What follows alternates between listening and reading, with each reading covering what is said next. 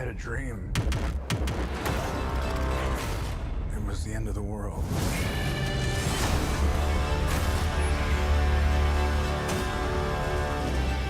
Invasion.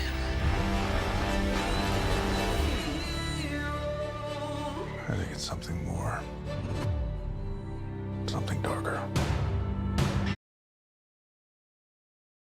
Imaginary unicorn that you guys think is out there? Yeah, that doesn't exist. No such thing exists. I mean, I'm still waiting for the Snyder Cut to be released. Yeah? No, I'm kidding. It doesn't exist. 4-hour cut! Snyder cut! Let's go!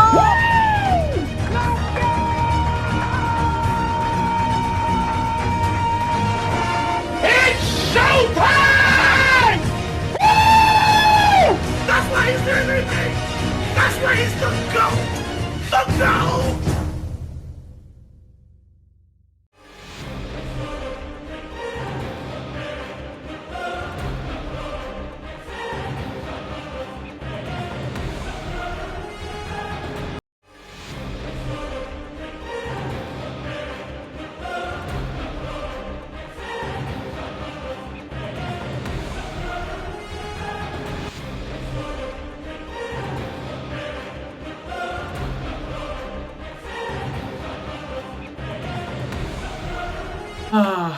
Let's time travel back to 2021. As bad as year that was, nothing was worse than this back in 2017.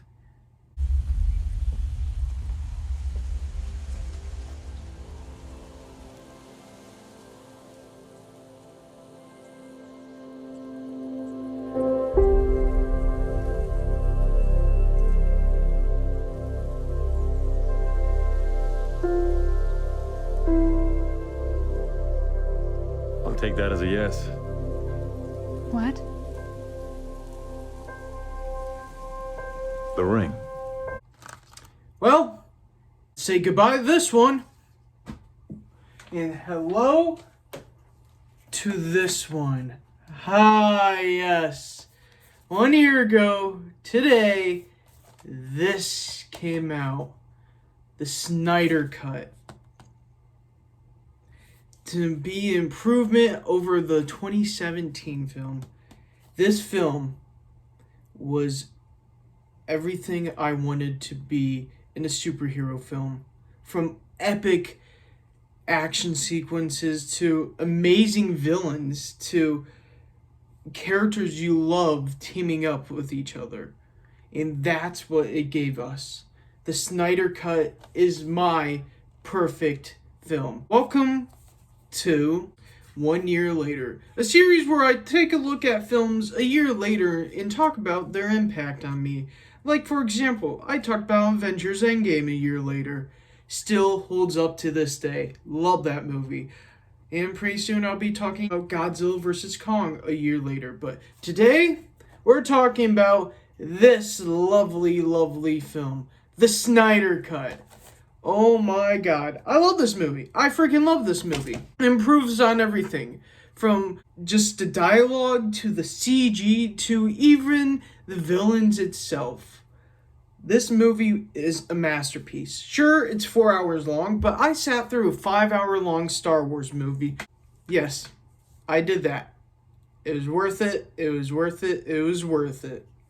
But this movie doesn't feel like it's 4 hours long. Because what I love about it is that it's chopped up into 6 pieces, and you can watch it like a miniseries. So you can pause it and go back to it when you're still finished the movie. Let's talk about this guy.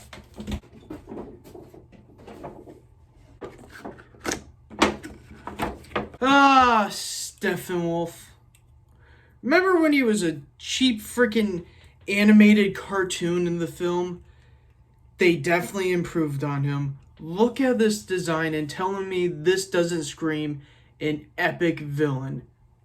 Even his voice in the film is an improvement on the original one. Noble Queen, why do you fight? Oh, Noble Queen, why do you fight?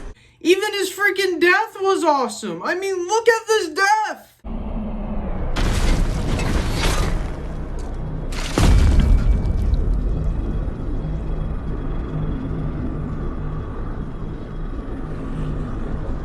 Steppenwolf is one of my favorite DC villains just after watching the Snyder Cut.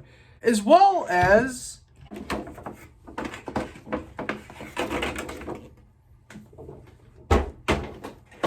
this guy. Oh my god. A lot of people complain about not seeing him that much on screen, but dude, Thanos and Avengers, y'all. Come on. But seeing Darkseid on screen though, man. Goosebumps. 1,000 worlds to dust, looking for anti-life, looking for those who robbed me of my glory. Oh my god, the goosebumps from Darkseid was awesome.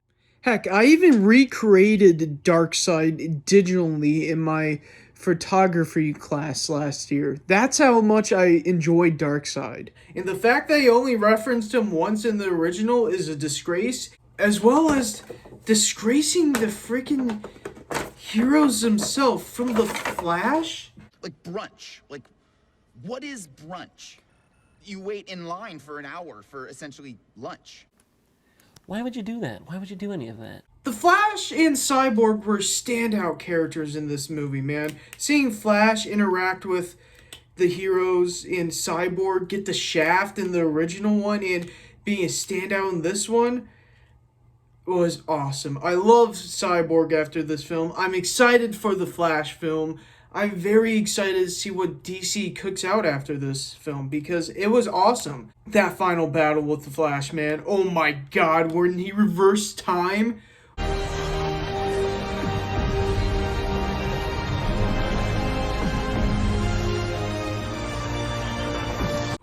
Oh yeah, baby! I love that. It was very gorgeous to look at, and also Cyborg has an amazing character arc throughout this film, too. Remember when Cyborg just showed up and he's like, Mother Box, and freaking Steppenwolf had the fetish for his mom?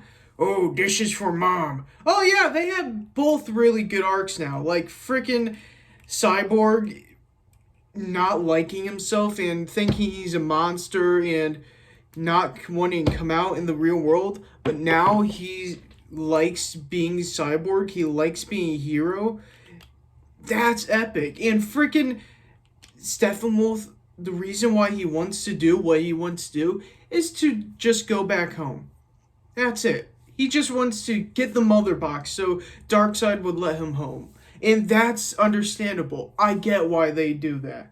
Man, this movie still holds up to this day. I went and rewatched the freaking Joss Whedon one, and wow. I'm sorry, Flash. I'm sorry, Cyborg. I'm sorry, guys. I am so sorry to what they did to you during that film. But on the other hand, you guys rock. You guys are amazing. Zack Snyder is one of my favorite directors working today next to the Russo brothers.